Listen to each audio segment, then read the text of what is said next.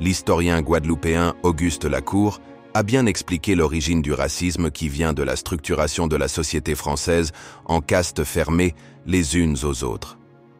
Le roi renforce sa position dominante en créant deux nouvelles castes aux îles, l'une au-dessus, blanche, qui valorisait majoritairement les béquets, les grands blancs, mais aussi les autres blancs créoles propriétaires terriens, et l'autre, en dessous, qui renferme les béquets goyaves, les blancs pays pauvres, les noirs, les métis et les kalinagos.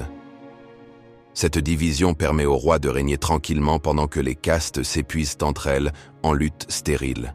Piégées dans ce système qui génère des sous-castes, les sociétés locales est totalement morcelée entre la caste du dessus, qui comprend 3 divisions, membres du gouvernement local, les membres du clergé soumis au roi et les colons, et celle du dessous, qui regroupe des métis et des noirs, propriétaires terriens qui luttent pour franchir la barrière. Les blancs créoles pauvres qui essayent de s'en sortir sans être l'engagé de plantation ou l'engagé domestique d'un blanc créole riche, les noirs et les métis libres qui luttent pour maintenir leur liberté, les engagés blancs de plantation, les engagés blancs domestiques et les esclaves noirs, kalinagos et métis. L'aristocratie en Guadeloupe et en Martinique était représentée par la couleur blanche. Depuis la colonisation de la Martinique et de la Guadeloupe au XVIIe siècle, les colons de ces îles, donc béquets et grands blancs, se sont efforcés de donner une belle image des habitants blancs comme étant des propriétaires terriens. Pourtant, il y avait des blancs défavorisés qui étaient soit des engagés blancs de plantation ou soit engagés domestiques qui étaient beaucoup plus nombreux en Guadeloupe et en Martinique. La simple idée que le fait d'être blanc puisse être associé avec la pauvreté menace la hiérarchie sociale dominée par les blancs créoles propriétaires terriens qui souhaitaient contrôler leur image. L'aristocratie coloniale béquet et grand blanc, avec la complicité des autorités coloniales, s'orientait dans une démarche qui vise à construire une image valorisante du blanc pour légitimer sa supériorité dans la société créole guadeloupéenne et la société créole martiniquaise.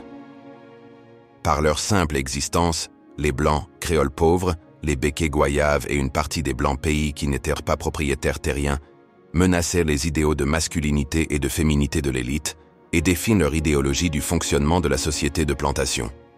C'est pour cette raison que les béquets et les grands blancs essayaient d'user des moyens éducationnels ou judiciaires pour contrôler les blancs créoles pauvres de ces îles, et spécialement ceux qui fréquentaient ouvertement les gens de couleur.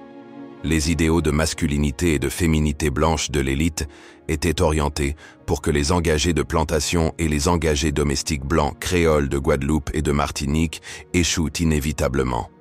À cause de ces impératifs économiques, ils s'assuraient spécialement que les béquets goyaves et les blancs pays qui n'étaient pas propriétaires terriens ne puissent pas être qualifiés comme véritablement blancs, selon les critères élitistes. Le blanc propriétaire terrien qui aurait contracté une alliance avec une fille de couleur, reçu un métis à sa table ou dans son salon, aurait été mis au banc de la société.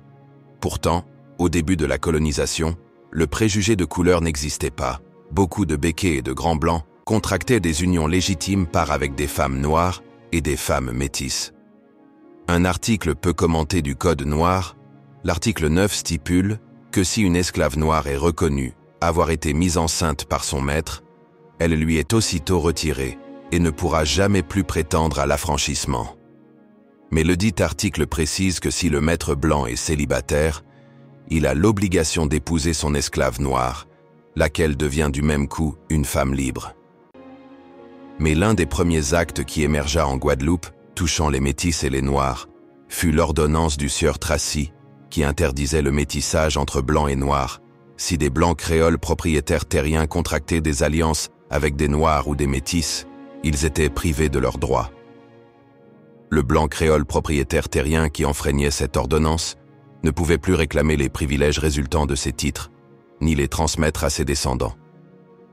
Le roi Louis XIV a fait tout ce qui était dans son pouvoir pour que les noirs et les métis n'aient pas les mêmes avantages que les blancs propriétaires terriens, afin qu'ils ne soient pas sur le même pied d'égalité. S'ils se sentaient égaux aux blancs créoles propriétaires terriens, ils auraient défié plus facilement l'idéologie de la société de plantation, donc de l'idéologie de la suprématie blanche élitiste. Aimez, partagez et mettez un commentaire. Suivez-moi pour plus d'histoires sur les différentes communautés des Antilles.